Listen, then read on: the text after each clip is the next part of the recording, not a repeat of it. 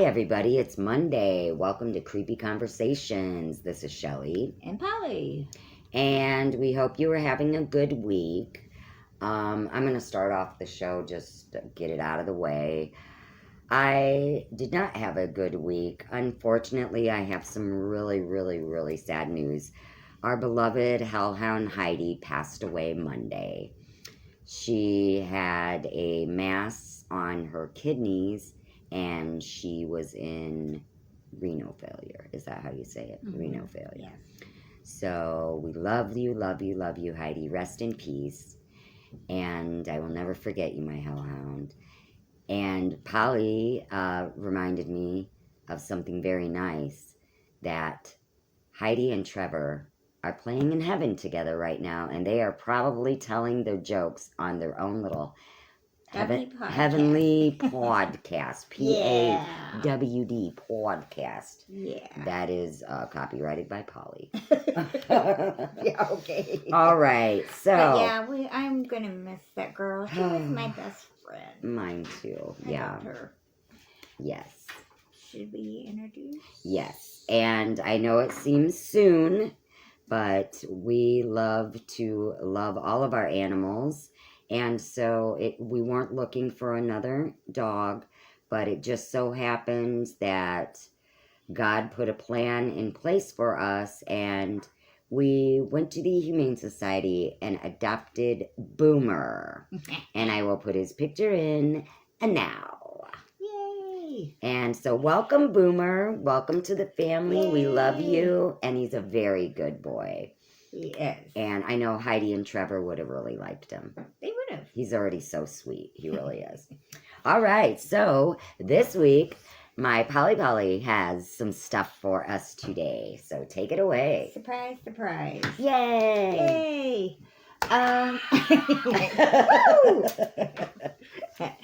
This is What Are the Easter Bunny's Origins? The fascinating history of Easter's favorite creature. Ooh, I don't know this. I know. It's by Hannah Jeon.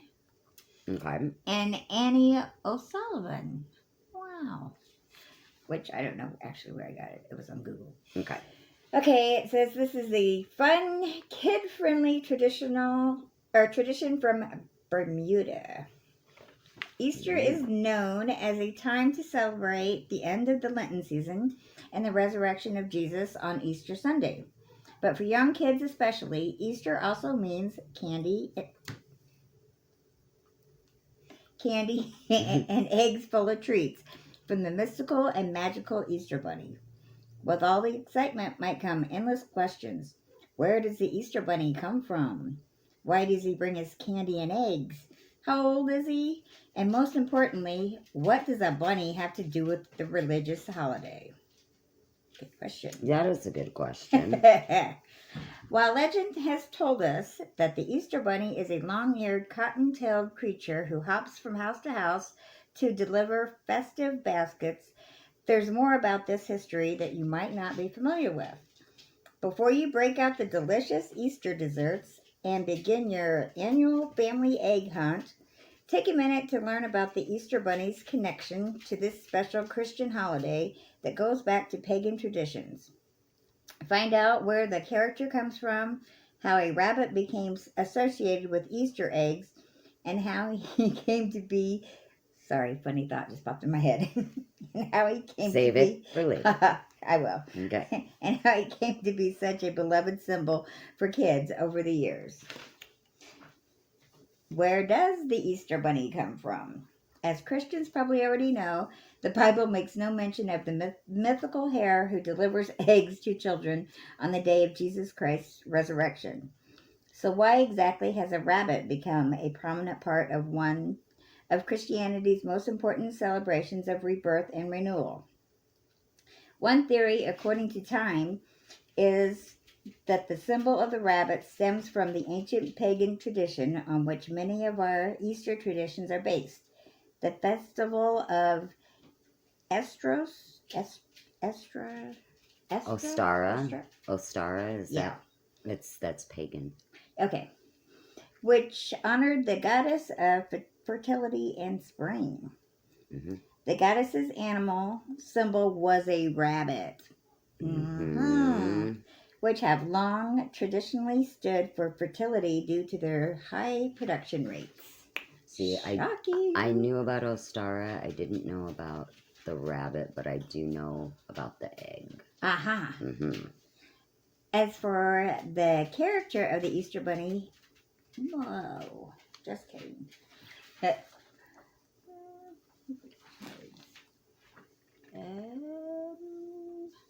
Yes. Okay. As for how the character of the Easter Bunny made its way to America, History.com reports that it was first introduced in the 1700s by German immigrants to Pennsylvania, who reportedly brought over their tradition of an egg-laying hare named Osterhaus or Osterhaus Mm. from an old country. Legend has it the rabbit would lay colorful eggs. This is what came in my head. He would lay colorful eggs, so they're Yes. already dyed. As gifts to children who were good. Get it? The rabbit would lay the eggs. That's why I was laughing. Oh, because of our dog fin. Yes. Fish wing. That's right. Okay. They would lay colorful eggs as gifts to children who were good. So kids would make nests in which the bunny could leave his eggs, and even sometimes set out carrots in case the hare got hungry. Remind you of any other holiday traditions? Yay! Yay! Eventually, the custom spread across America until it was a widespread Easter tradition. Over time, the fabled bunny's delivery expanded from just eggs to include other treats such as chocolate and toys. Easter baskets have only gotten more and more elaborate over the years, as one trip to the store this year will tell you.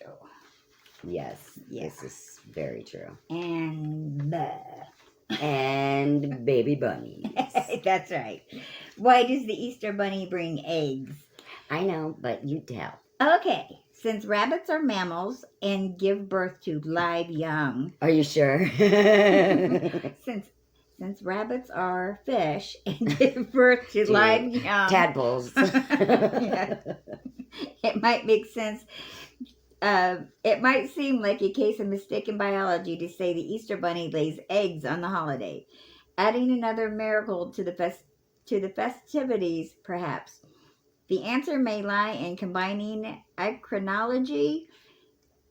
Eggs, just like the rabbit, have long been considered an ancient symbol of fertility, rebirth, and new life, all associated with the springtime celebration of Easter. Yay! Yay! From a Christian perspective, Easter eggs represent Jesus' resurrection and his emergence from the tomb. According to History.com, the tradition of decorating eggs for Easter may date back to the 13th century, when eggs were traditionally considered a forbidden food during the Lent season. That's why people decorated them as the fasting period came to an end, to make eating them even more celebratory way to feast on Easter Sunday. I did not know that. That's really cool. Of course, if you want to keep your Easter celebrations copacetic with the kids, science classes, you can always tell them the bunny just brings the eggs and leave the laying to the chickens. Aha. In the immortal words of the Beastie Boys. The egg, a symbol of life. Okay, I did not know that one. What does the Easter bunny look like today? Today, the Easter bunny is usually depicted as a white rabbit with long ears, often wearing colorful human clothes. You'll typically find one at Easter parades, mall kiosks, sorry. Small mall. Same does. Yeah. And other celebratory events for the holiday, often carrying a basket filled with colorful eggs, chocolate, candy, and other treats to give out to the kids. Just like Santa Claus on Christmas. You can even get your picture taken with the rabbit in some places if you want a keepsake photo for the holiday. Despite the prevalence of the bunny, it's not always a rabbit that brings the Easter eggs in countries outside of the U.S. In Australia, for example, the spring holiday is greeted with the Easter bilby, an endangered rabbit-like marsupial native to that country. The other gift-bearing animals include the Easter cuckoo in Switzerland, and in some parts of Germany, the Easter fox or the Easter rooster. So if you want to branch out this year, those are some places to start. Yay! Yay! Look at me finally doing a story. Very nice. All right, and now is just the free-for-all part of the show where we're just going to chit-chat. And I have like 3 short little crazy news stories that happened this week. Awesome. Or, well, yeah, I guess last week. March 3rd. This is from on March 31st, 2023. From Terrytown. News report. This just in. Newsflash. Sorry. Newsflash. From Terrytown, New York. A patient stole the ambulance that had taken him to a New York City hospital. He stole it, and he took it on a 25-mile joyride.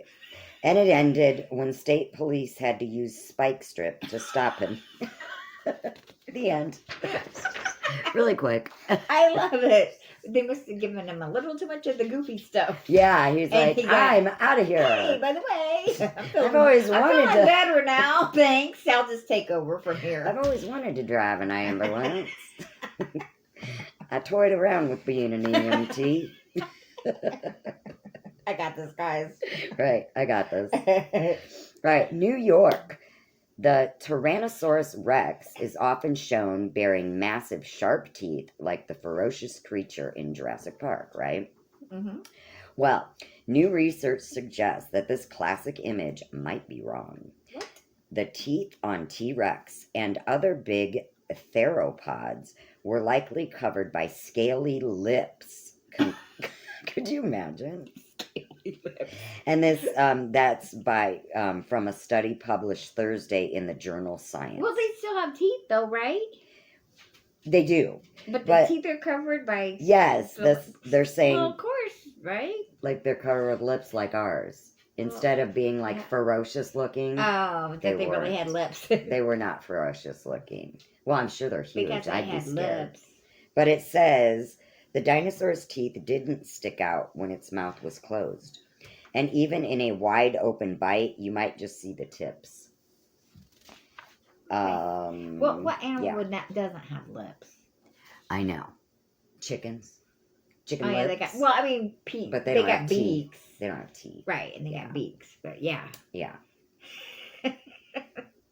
So anyway, and do you remember, like I don't know, a few months back, we had done that story on I think it was, if I'm not mistaken, it was a Siberian tiger that they had that in the early 20th century they had I think dinner. We did do that, yeah. Okay, well. Or it sounds familiar. Check this out. Okay. In Amsterdam, throw another mammoth on the barbie.